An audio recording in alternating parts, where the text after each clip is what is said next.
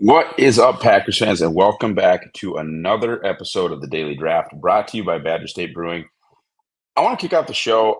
Somebody got pictures, I didn't, but just saying how humbled and appreciative I am with just the number of people that showed up last night, came out to Badger State. That was not my expectation, and great questions, but a lot of support, a lot of love.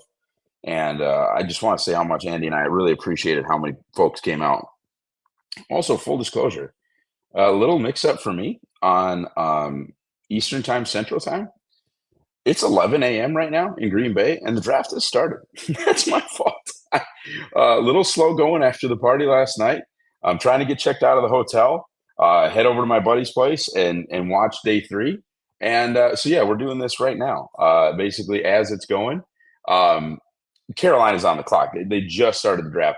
Wanted to just break down day two. We won't do a mock. Jatavion Sanders just went. That would have been fun for Green Bay. That's a nice first pick for day three. Wanted to break down Green Bay's picks. You've been heavy. If you guys are following me on Twitter, on X, whatever, been heavy on the Tyron Hopper stuff. And look, Tyron, as I mentioned, was literally 207 for me. So he is the lowest ranked player in the entire draft for me that has been taken. And so, is it great that it's the Packers that took him? No. But, as I've said, I have another job. I cover the Packers. I don't cover the draft, year round. So my minimum, if I'm going to put a player on my board, my minimum is 3 games watched. Okay. I go to the most recent season.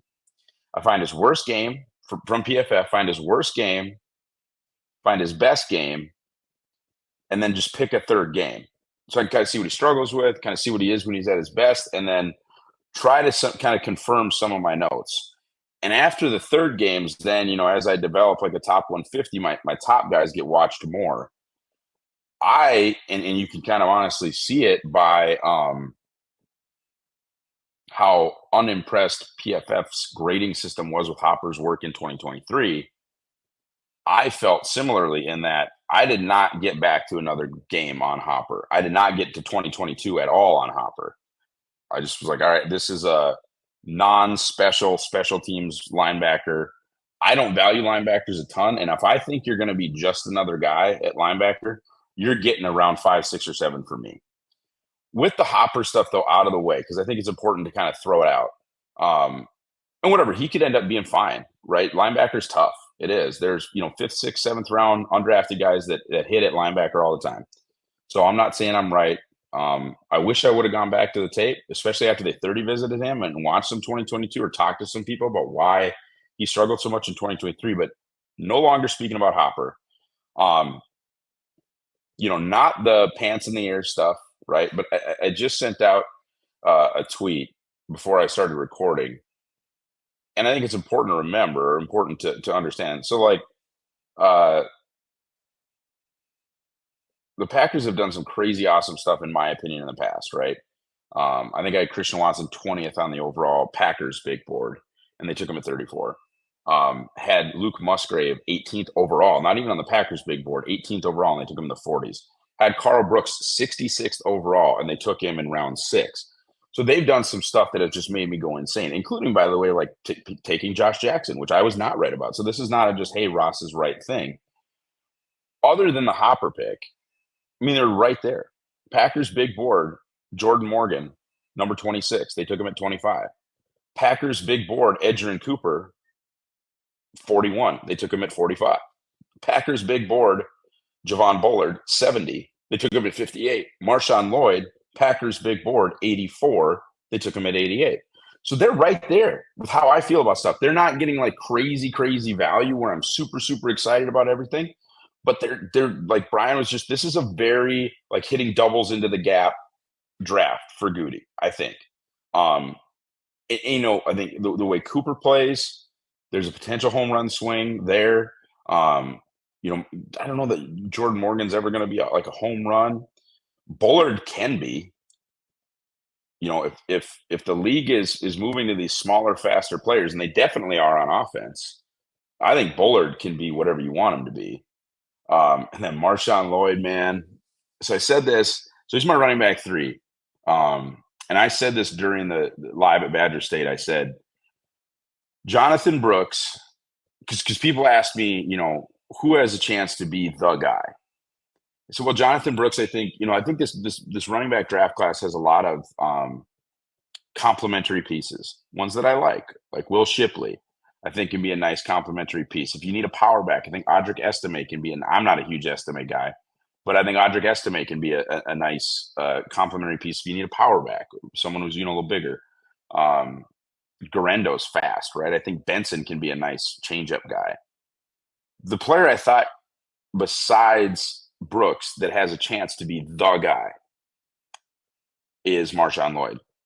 Needs to stop fumbling the ball and didn't show a ton or wasn't asked to be a massive part of the passing game. But when he was, it was impressive. And he's the one guy from this class that isn't Jonathan Brooks that I think had a chance to be the guy. And I said that during the Q&A with Andy. And for Green Bay to get one of my top 3 backs in this class, I mean, I am extremely excited. Even if, Andy's right, and they are not necessarily guaranteeing A.J. Dillon anything. If you just told me like Josh Jacobs, Jalen Wright, or MarShawn Lloyd would be the 2 running backs in this class, and maybe Shipley, that I would pair with Josh Jacobs. MarShawn Lloyd to me is just such a good pick, man. And I know, again, he was 84th on the Packers big board and they took him at 88. So if you're saying, well, Ross, wouldn't it be like a guy who's ranked in the 60s that they took at 88? Wouldn't that be more exciting? It's a fit thing, man. And I don't take the next level, if I were to go to the next level of the Packers big board, would be to just throw away my rankings, because my rankings go to FanSpeak to be drafted off of as a big board. They go to Arif Hassan to, contribute to the consensus big board. Like, my rankings are my rankings, and they're for the NFL.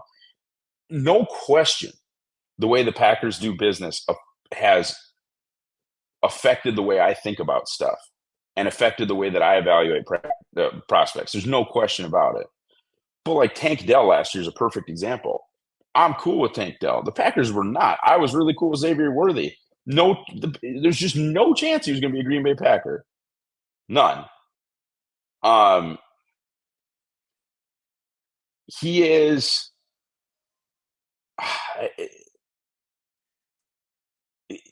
So what I'm saying is, like, the Packers big board is slanted, so it's just my rankings and then my rankings shifted to their needs. So guys don't jump around in my rankings because they're Packersy, and that might be something that I do in the future. I took it up a little bit of a level this year and put asterisks by the guys that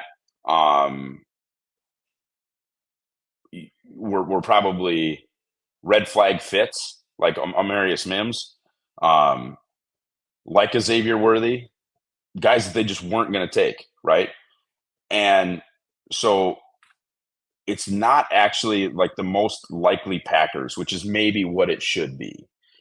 And so MarShawn Lloyd and it sounds like I'm trying to gas up the pick, but MarShawn Lloyd on a Packers fit big board, like who would be perfect for the Packers, would have ranked higher than 84th for me. He is my favorite. As much as I love the Edgerrin Cooper pick, MarShawn Lloyd's my favorite pick in this draft. Like, he is just so. I mean, they could be nasty on offense, man. They could be really, really nasty. As far as like the prize of yesterday, Edgerrin Cooper, I comped him to Nick Barnett.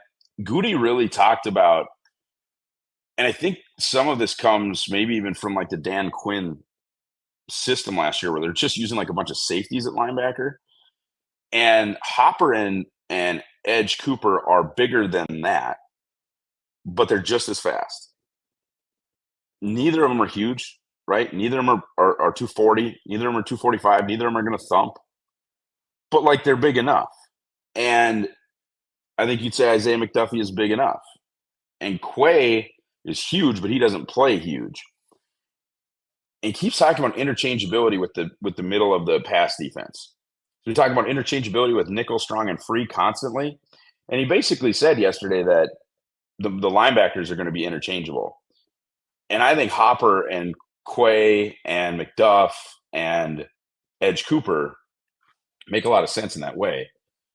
But Edge Cooper is just so special, man. I think an old school scout would say that he can't take on blocks or he doesn't like run through people, can't take on a fullback, can't take on a tight end, can't take on a guard, whatever. Most of the linebackers in the NFL today are beating the blocker to the spot. They're not going through him. And Edge Cooper is that. He might be the best QB spy I've ever seen. And then you look at his pass rush numbers, he's an unbelievable blitzer. I'm not crazy really about Cooper as a cover guy, though he's got some great grades. I actually like him kind of manned up on guys more than I maybe like him in zone. But he and Hopper are both kind of fine there. But both have shown an ability to go downhill. And Hopper really has some more Mike tendencies despite his size. Hopper will kind of put his face mask into a guy. And I went back, saw some 2022 tape. Kansas State had him in hell, but Kansas State is so well coached, and they have such a college offense.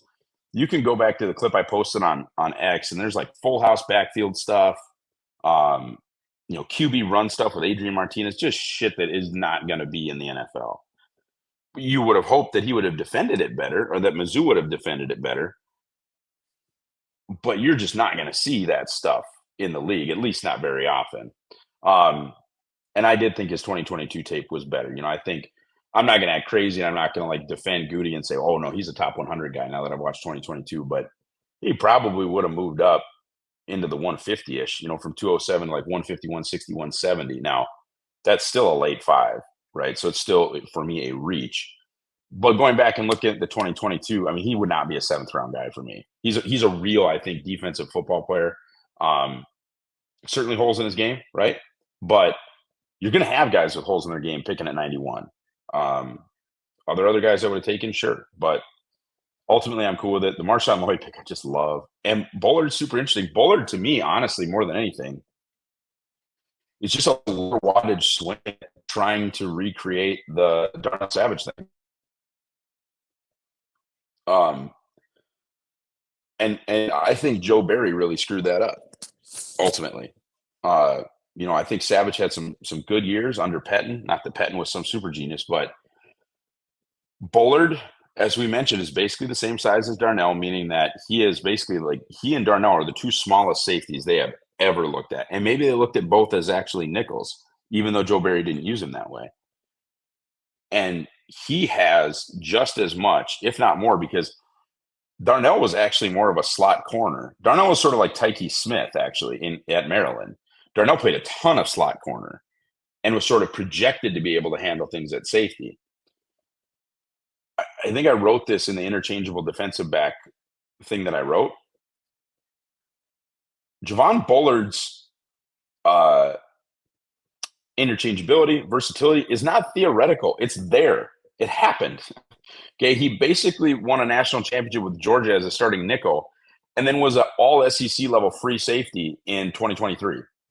Javon Bullard's versatility is not theoretical. It is on film, and it is on film in one of the best 5 programs in the country, in the top conference in the country. My only issues with Bullard were size.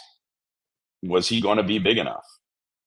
And if a team wasn't going to use him as nickel, can he hold up at safety at that size? Again, I loved or strong liked 4 of the 5 picks. I mean, right there in where we had them valued. Anyway, it's been almost 14 minutes. The draft is literally going on, so I'm gonna leave you guys now. Thanks so much for everything this draft season. We'll do a huge recap show after the Packers add 1 million players today. Have a great day, guys. Go Pack, go.